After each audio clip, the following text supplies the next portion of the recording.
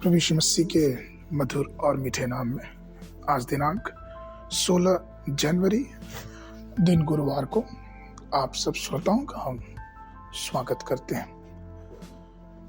आज के मनन के लिए शीर्षक जो कि लिया गया है पत्तियों वाला अंजीर का पेड़। वचन जो कि लिया गया है मरकुस रचित सुसमाचार उसका 11 अध्याय 13 पद।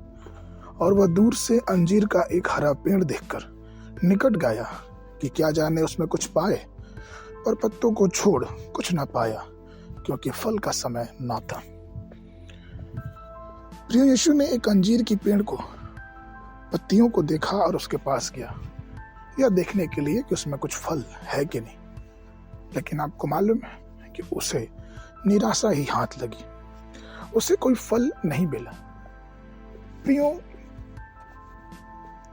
पेड़ जो होते हैं वो अपने फलों से पहचाने जाते हैं, और अगर पेड़ में फल ना आए तो उस पेड़ का क्या फायदा।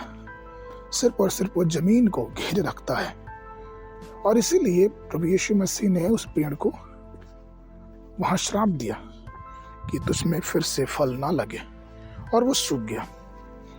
प्रियो, ठीक ऐसी ही स्थिति हमारे और आपके जीवनों की भी है।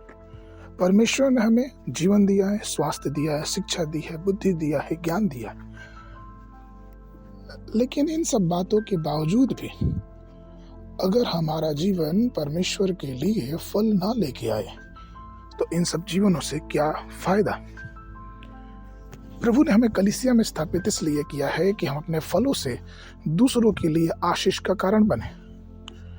मत्ती 7:16 में वचन कहता है कि तुम उन्हें उनके फलों से पहचान लोगे। क्या लोग कटीली झाड़ियों से अंगूर या ऊँट-कटारों से अंजीर तोड़ते हैं? प्रियो, हमारे चेहरों को देख के लोग हमें नहीं पहचान सकते। हमारे फल अर्थात हमारी आदतें, हमारी पहचान जो प्रभु यीशु मसीह में है, वो हमको एक नई पहचान देती है।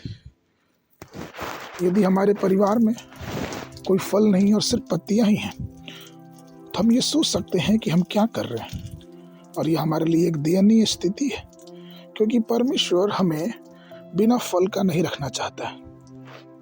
परमेश्वर हमें हर प्रकार की आशीषें दी और वो चाहता है कि हम फलें। कई लोग ऐसा सोचते हैं कि हम फल नहीं लाएंगे क्योंकि जिस पेड़ पे ज्यादा फल होते हैं उसी पे पत्थर भी चलते हैं।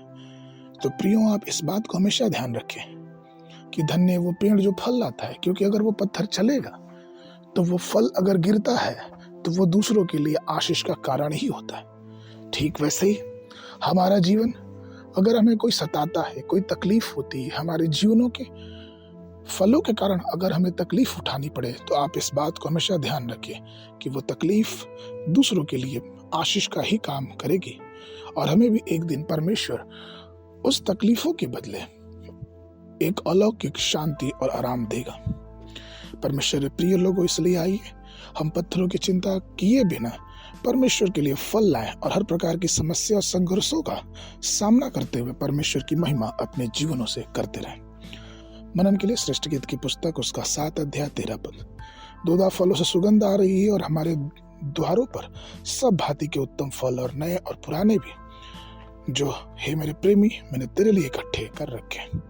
बाइबल अध्ययन के लिए सुबह के समय उत्पत्ति की पुस्तक उसका 39 और 40 अध्याय, शाम के समय मत्ती उसका 11 अध्याय। परमेश्वर आप सबको आशीष देवे।